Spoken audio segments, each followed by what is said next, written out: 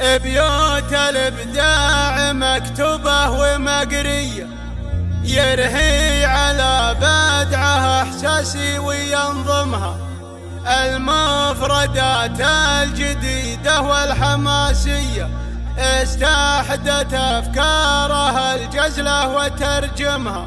في عيونها الخادرة غارات جوية، جيوش هتلر نهار الحرب يزهمها.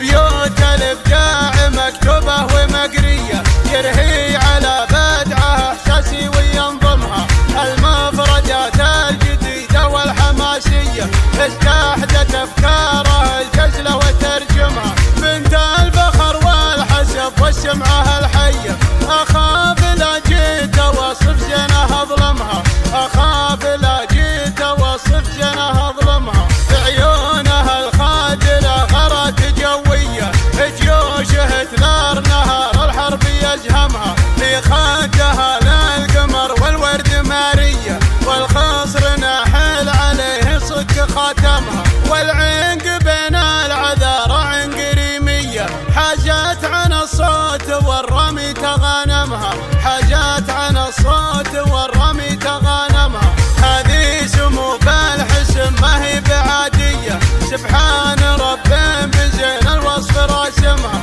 رفيعة الصيت ساس الذوق محمية، ملاك في الحسن جعل الله يسلمها، هذه سمو الفرس بنت الصويتية، تنافس الورد الأحمر من نسايمها، تنافس الورد الأحمر من نسايمها، مرفوعة الراس بوصف خيالية، بيوت الأشعار ما تقدر تقيمها، في ذمتي يا سمو منتي بعادية، كم جادل من سببك الله يرحمها، هذه سمو بنت شيخان وكبارية، من عزوة الله ويمر المجد كرمها، من عزوة الله ويمر المجد كرمها، جمال بقومولهم فزعة وجاهية،